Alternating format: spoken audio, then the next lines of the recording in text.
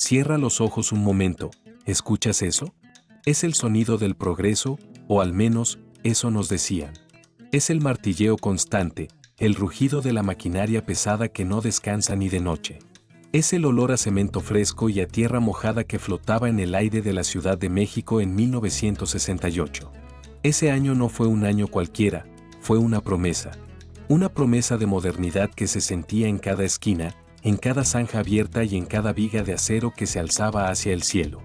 Hoy no vamos a contarte la historia de un libro, vamos a caminar por las calles de ese México que se preparaba para cambiar para siempre.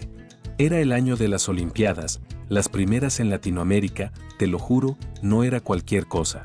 El orgullo se sentía en el pecho. La capital tenía que vestirse de gala, ponerse guapa para el mundo entero.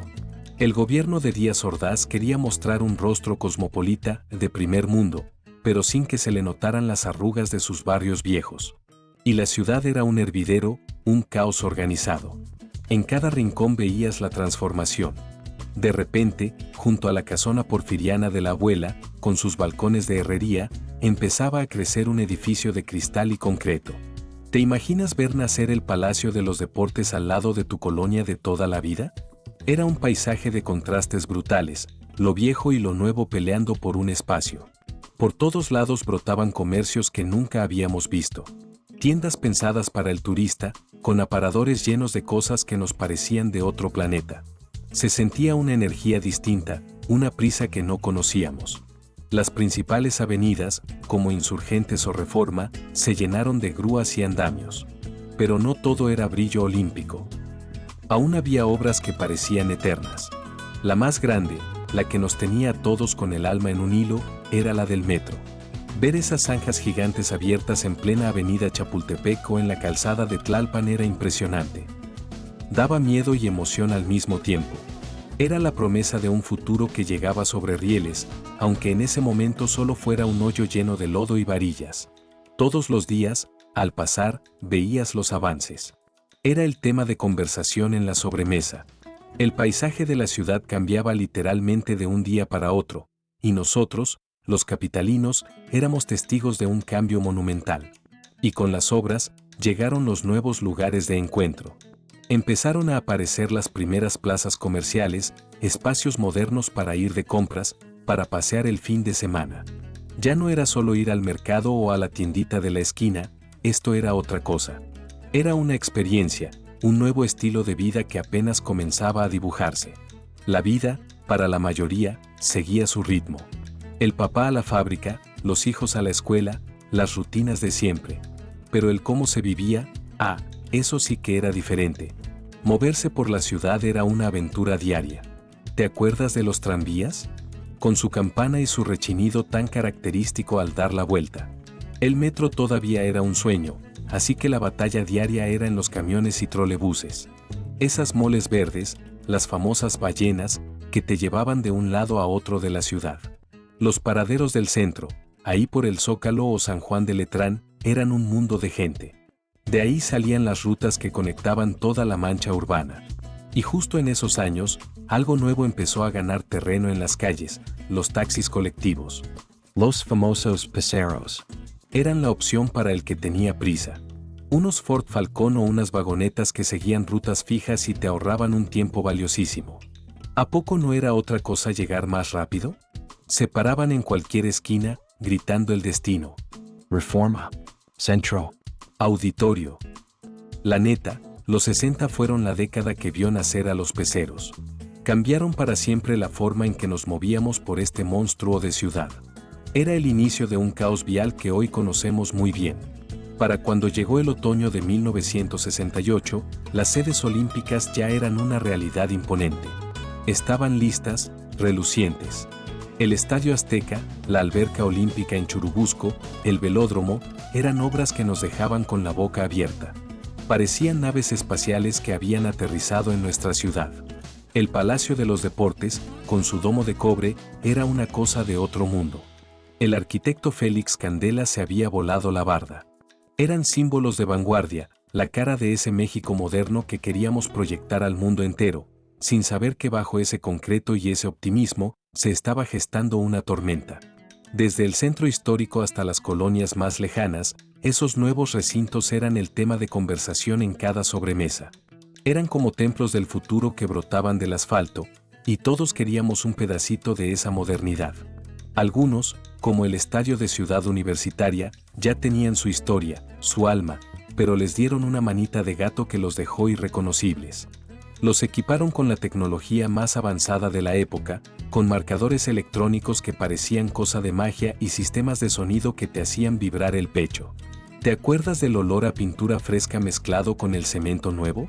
Otros, en cambio, eran completamente nuevos, inaugurados apenas meses antes de la gran fiesta.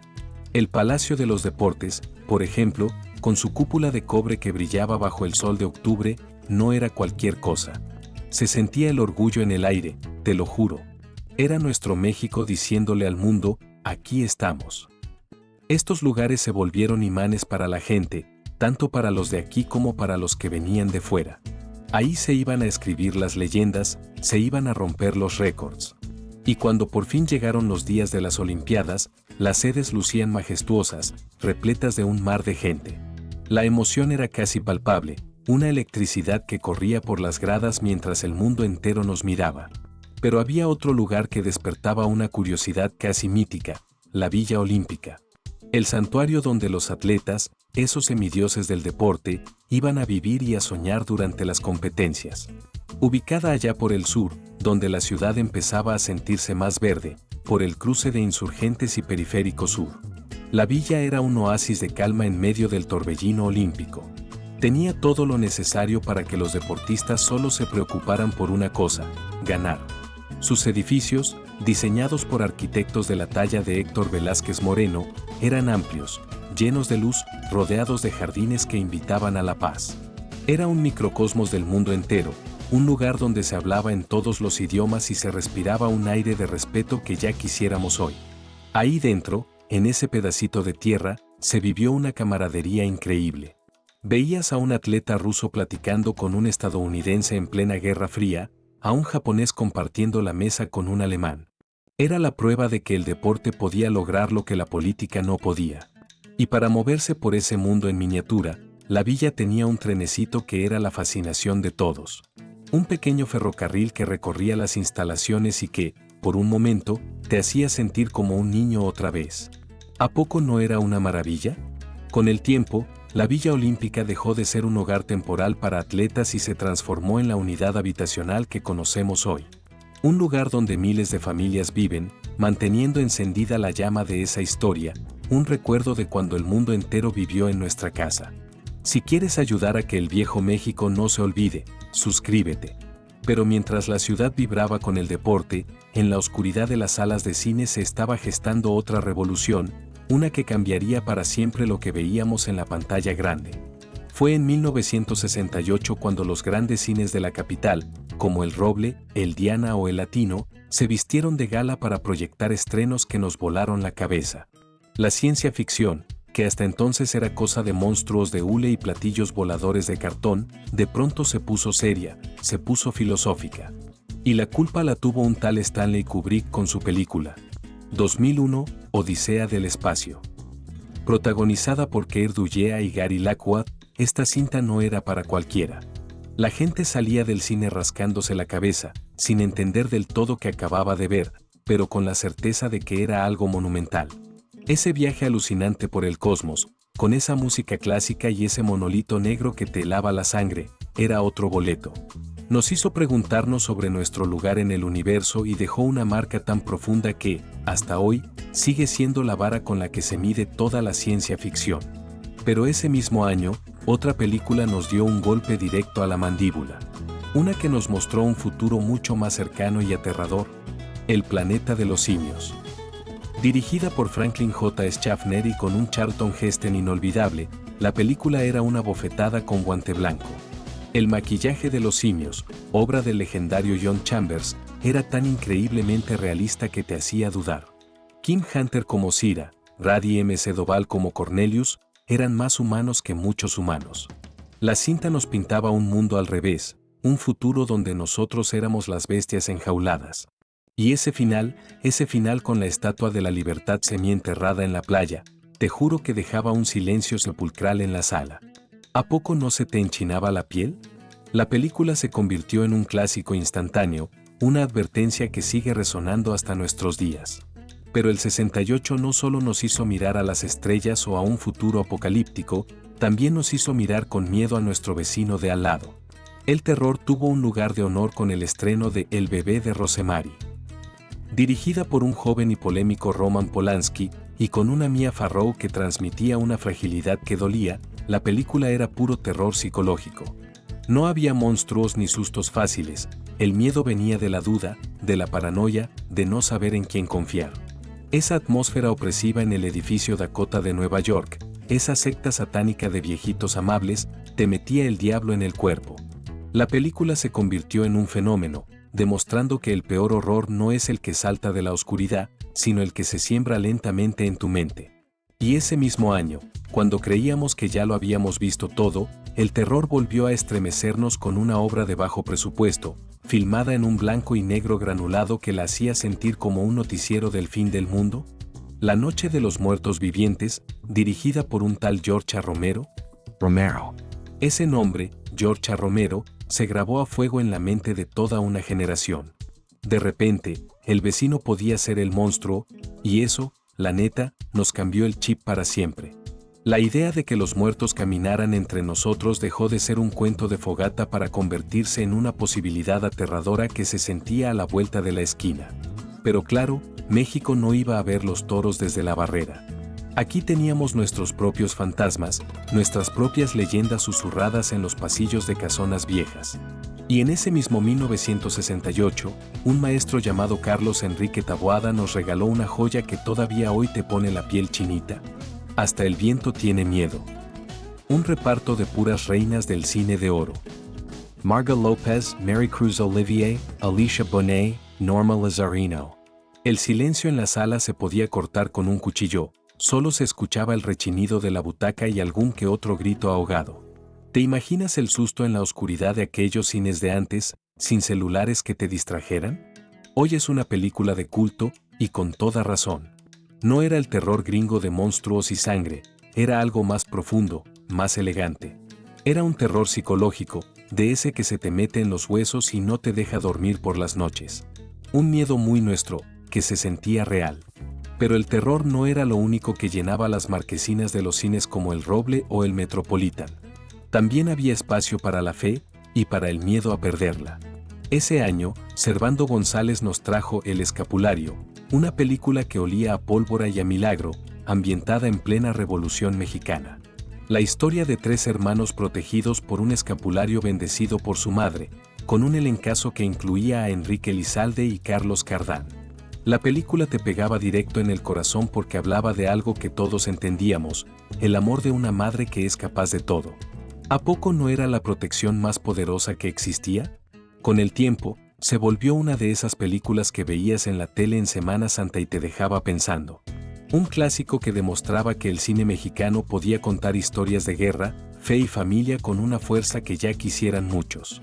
Y claro, entre tanto susto y tanto drama, necesitábamos una buena carcajada.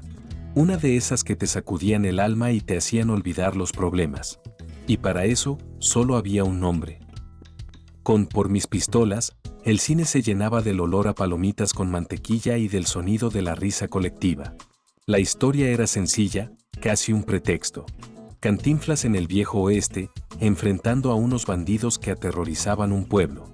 Era la clásica historia del bien contra el mal, pero con el toque único del mimo de México. No necesitaba violencia, le bastaba con su ingenio y ese hablar enredado que volvía locos a los villanos y nos hacía llorar de la risa. Mario Moreno era un refugio seguro. Sabías que al comprar un boleto para ver su película, ibas a salir del cine más ligero, más contento. Era un verdadero tesoro nacional, y en el 68 seguía siendo el rey indiscutible de la taquilla. Pero el 68 no solo se veía en una pantalla de cine, también se escuchaba. Se escuchaba en la radio del coche, en la consola de la sala, en las róculas de las fuentes de sodas que todavía existían. Las estaciones de la AM, como Radio Éxitos o Radio Capital, eran las reinas del cuadrante, y sus bocinas nos traían los sonidos de un mundo que estaba cambiando a toda velocidad. Desde Estados Unidos llegaba una balada que se metió en todas las casas. Era la canción perfecta para dedicar, una de esas que ponían en los programas de complacencias y que se convirtió en el tema favorito de los enamorados. Y luego estaba la elegancia de Dionne Warwick, su voz se sentía como terciopelo en Say a Little Prayer. Una canción que sonó sin parar todo el 68 y se quedó pegada hasta bien entrados los 70s. Era pura clase. La misma Dionne Warwick nos hacía soñar con viajar, con ver otros lugares, con su clásico Do You Know the Way to San Jose. Era una canción que sonaba a nostalgia y a futuro al mismo tiempo, una cosa rarísima y hermosa. Y luego llegaban los de Gary Puckett y Amp, de Union Gap con Lady Willpower. ¿Te acuerdas de ese coro tan pegajoso? Era de esas canciones que te ponían de buenas al instante, con una energía que definía perfecto el optimismo de la época. Manfred Mann nos volaba la cabeza con The Mighty King, una letra del mismísimo Bob Dylan que sonaba a rebeldía, a algo nuevo y poderoso. Era una canción que no entendías del todo, pero sentías que era importante. Y de repente, desde Sudáfrica, la increíble Miriam Makeba nos ponía a todos a mover el esqueleto con Pata Pata. Era un ritmo que nunca habíamos escuchado, alegre, contagioso. Era imposible quedarte quieto cuando sonaba en la radio. El sonido psicodélico de The Lemon Pipers con Green Tambourine era la banda sonora perfecta para la época, olía a incienso y a libertad. Fue número 1 en Estados Unidos y aquí en México, te lo juro, no había fiesta donde no la pusieran. Luego estaba ese pop chicloso, súper pegajoso, de Ohio Express. Yummy, yummy, yummy. La cantabas aunque no quisieras, era como un virus musical. Una canción simple, divertida y que no se tomaba nada en serio. Y por supuesto, The Monkees, que eran más que una banda, eran un programa de tele, eran casi como nuestros amigos. Deidre and Believer, aunque salió a finales del 67, explotó en el 68 y se convirtió en un himno a la inocencia que, sin que lo supiéramos, ya se estaba acabando. Y mientras tanto, en la radio de transistores que olía a plástico caliente, sonaba otra cosa. El grupo Tommy James and the Shondells nos ponía a todos a bailar con Money Money, una de esas canciones que se sentían como una descarga eléctrica, era el rock de fiesta en su estado más puro, te lo juro. Pero ese mismo año, los que de verdad mandaban eran The Beatles, que alcanzaron un nivel casi de deidades con 2 canciones que partieron la historia en 2. Una de ellas fue Hey Jude, una balada larguísima, de más de 7 minutos, que las estaciones de radio al principio no querían ni tocar. ¿Te imaginas? Se convirtió en una de sus canciones más vendidas y en un abrazo musical para el alma. Y la segunda fue Revolution. Esa no era un abrazo, era un grito. Se convirtió en el himno de los chavos que sentían que el mundo tenía que cambiar ya, reflejaba ese nerviosismo, esa urgencia que flotaba en el aire de la Ciudad de México y de todo el planeta. El rock psicodélico estaba en su apogeo, era un sonido denso, pesado, que se sentía como caminar en un sueño. La banda Blue Cheer lo demostró con su versión de Summertime Blues, que sonaba como una tormenta de guitarras distorsionadas. No era para todos, pero para quienes lo entendían, era una revelación. Mientras tanto, Cream, con el legendario Eric Clapton, definía el sonido de esa psicodelia más elegante con White Room. Era una canción misteriosa, casi poética, que te transportaba a otro lugar con solo cerrar los ojos. Y claro, no podíamos hablar de esa época sin mencionar a la reina, a la hechicera, la legendaria Janis Joplin. La llamaban la bruja cósmica, y con razón. Su voz rasposa y llena de dolor en Piece of My Heart se te clavaba en los huesos, era un torbellino de emoción pura. El grupo de Purple también empezaba a hacer ruido con su tema Hush. Alcanzó una popularidad tremenda en el 68 y era apenas el anuncio de la bestia del rock pesado en la que se convertirían en los 70s. Era un sonido más duro que se abría paso. Y en esa misma ola, The Doors, con el poeta maldito Jim Morrison al frente, triunfaban con Hello y Love You. Se consolidaron como una de las bandas más hipnóticas e influyentes de la psicodelia. Escucharlos era como asomarse a un abismo fascinante. Pero si hablamos de un himno que definió una actitud, ese fue Born to Be Wild de Steppenwolf. Se considera una de las primeras canciones de heavy metal y se pegó como chicle a la cultura de las motocicletas. ¿A poco no te sentías el dueño de la carretera escuchándola a todo volumen? Olía a gasolina y a libertad. Y mientras el rock se ponía más pesado, por otro lado surgía una sabrosura increíble. Marcó el ritmo de todo lo que vendría después en la música para bailar. En el mundo instrumental, que era la música de fondo de nuestras vidas, Classical Gas de Mason Williams se volvió una de las melodías más famosas. La escuchabas en todas partes, y años después hasta en la tele, en programas como Los Simpson. Era de esas piezas que se te quedaban grabadas para siempre. Y el maestro Paul Mauriat, él cautivó a millones con esa delicadeza llamada Love is Blue. Era una pieza que sonaba en las salas de espera, en las tiendas departamentales como el Palacio de Hierro, una melodía que era pura nostalgia y elegancia de los 60s. Pero claro, en nuestro idioma también se estaban cocinando cosas enormes. En México, el buen Roberto Jordán agarró una canción en inglés y la convirtió en un clásico nuestro con El Juego de Simón. ¿Te acuerdas del bailecito? Era la canción obligada en todas las fiestas de la secundaria. Desde España, la sonrisa de Marisol nos iluminaba con Corazón Contento. Era una canción tan alegre, tan llena de vida, que se sentía como un rayo de sol entrando por la ventana. Era imposible escucharla y no sentirte un poquito más feliz.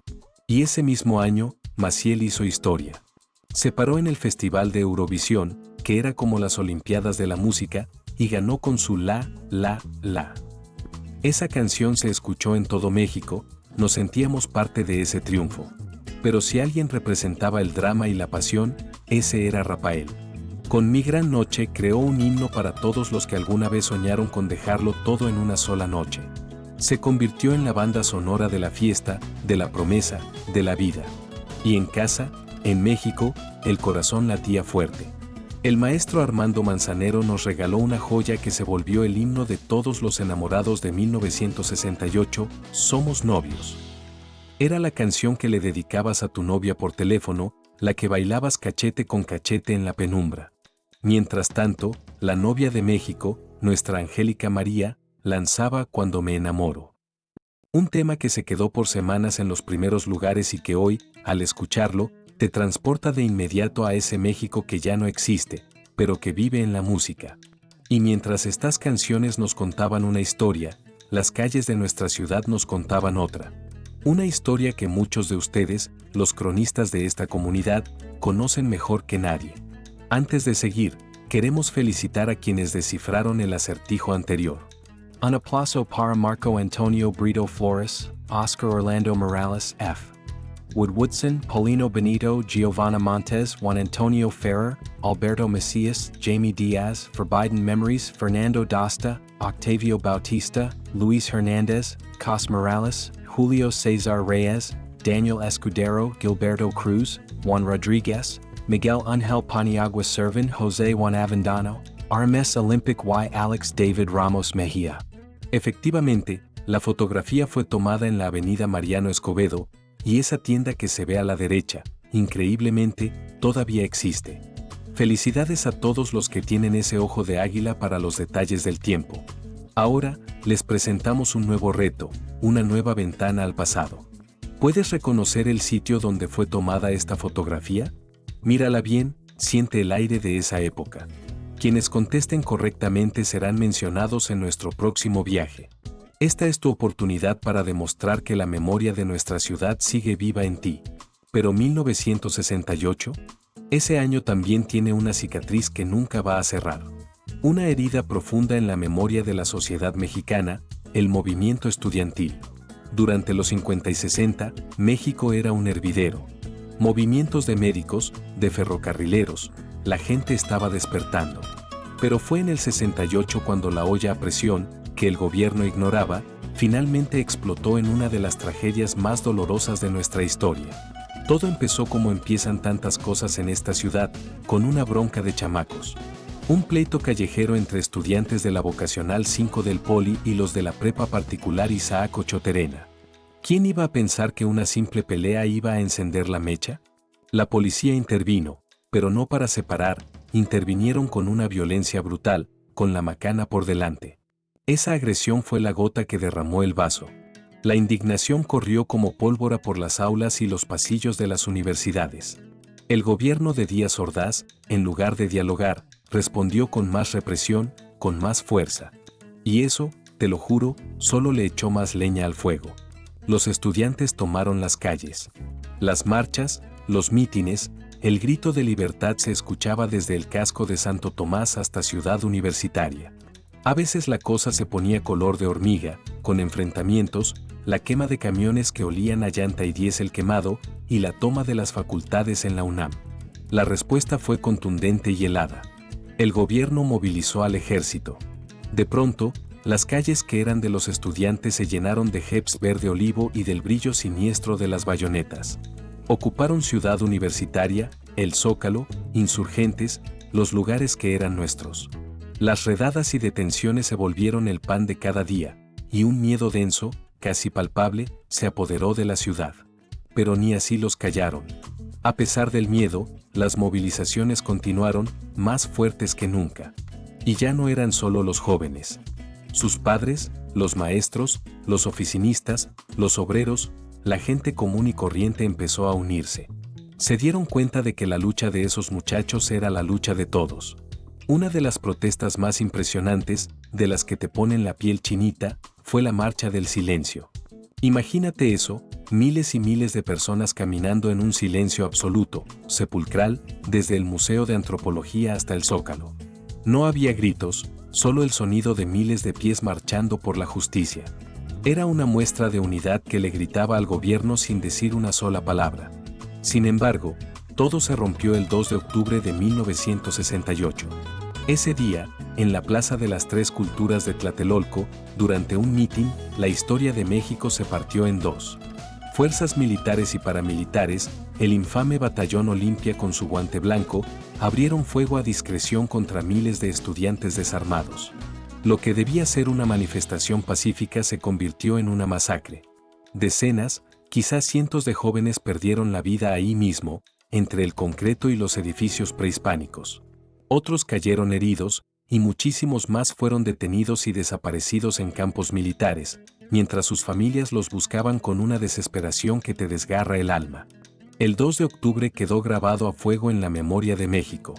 Es nuestro símbolo de la represión, de la injusticia, del dolor que un gobierno puede infligirle a su propia gente. Irónicamente, Tlatelolco parece un imán para la tragedia. Desde los sacrificios prehispánicos y la caída ante Cortés, hasta las luchas ferrocarrileras y las víctimas del terremoto del 85. Tlatelolco, un lugar donde la historia de México se ha escrito una y otra vez con lágrimas y resistencia. Y mientras la sangre aún no se secaba del todo en las baldosas de Tlatelolco, México tenía que sonreírle al mundo. 1968 fue el año en que la Ciudad de México se vistió de gala para recibir los 19º Juegos Olímpicos. Los primeros en un país de habla hispana. Era nuestro momento de brillar. Del 12 al 27 de octubre, a pesar de la herida abierta, la capital se transformó en una fiesta. ¿A poco no era una locura? En cada esquina se respiraba el ambiente olímpico. Módulos de información con ese logo icónico, anuncios, las esculturas de la Ruta de la Amistad, las calles se llenaron de colores y de un idioma que no era el nuestro. La atmósfera era de un orgullo nacional casi forzado, una alegría con nudo en la garganta. Todo, absolutamente todo, giraba en torno a las Olimpiadas. Los programas de televisión, la música en la radio, hasta la ropa. Los diseñadores sacaron colecciones inspiradas en ese espíritu deportivo y moderno. Era el México que queríamos mostrarle al planeta. Las ceremonias en el Estadio Olímpico Universitario fueron espectaculares, no se puede negar. El desfile de las delegaciones, con el mundo entero viéndonos, y el momento cumbre, cuando Enriqueta Basilio, la primera mujer en la historia, encendió el pebetero olímpico. Un símbolo de esperanza que contrastaba brutalmente con la oscuridad de días antes. Allá en la Villa Olímpica, al sur de la ciudad, era otro mundo. Un espacio lleno de vida, de convivencia entre atletas de todos los países. Se sentía una energía increíble. Y en cada sede, desde la alberca olímpica hasta el velódromo, se vivieron proezas que quedaron para la historia del deporte. Nuestros atletas mexicanos, la neta, se la rifaron. Felipe el Tibio Muñoz en natación, los boxeadores, pusieron el nombre de México en alto, dejando una huella imborrable. Esas instalaciones olímpicas siguen ahí, como testigos silenciosos de un tiempo de gloria y contradicción. Pero aunque la fiesta deportiva llenó de una alegría necesaria a la capital, el fantasma de Tlatelolco no se iba. Las imágenes del 2 de octubre, la presencia militar que seguía en las calles, todo recordaba que ese año México había vivido dos realidades opuestas: la esperanza y la violencia, la celebración y el funeral. Las Olimpiadas del 68 dejaron una marca profunda, una nostalgia agridulce. Fueron días de emoción y modernidad que todavía hoy nos hacen sentir un extraño orgullo por ese momento en que el mundo entero puso sus ojos en nosotros. El año siguió su curso. Los meses pasaron hasta llegar al final de un 1968 que nos cambió para siempre. México se preparaba para recibir el 69, mientras las fiestas decembrinas intentaban llenar de luces y esperanza los hogares. El olor a ponche y a bacalao se mezclaba con el recuerdo amargo. Las familias celebraban, intentando dejar atrás un año intenso, lleno de emociones encontradas. Fue un año que marcó tendencia, que revolucionó la vida en México y en el mundo. Un año en que la Ciudad de México se transformó entre la alegría de sentirse moderna y la tristeza profunda que sacudió a toda una generación. Se vivieron tantos sentimientos encontrados en aquella época, pero la vida, como siempre, siguió su curso. Los años avanzan y la historia sigue escribiendo nuevas páginas, con nosotros como protagonistas. Así, 1968 quedó atrás, pero su huella sigue aquí, viva, recordándonos que cada época deja su marca en el alma de nuestra ciudad. Y así concluimos este viaje a un año que lo cambió todo, un año que marcó la vida de nuestros padres y abuelos y que dejó una cicatriz imborrable en la historia de México. Esperamos haber despertado tus recuerdos, haberte transportado a esos días que definieron una era. Seguiremos recorriendo más años clave, más momentos que nos formaron como país y como personas. Espéranos en la próxima entrega, porque vendremos con más memorias, más historias y más ecos de nuestra gran Ciudad de México. Secretos del Viejo México existe para que nuestra historia no se olvide. Suscríbete. Nos vemos en el siguiente viaje al pasado.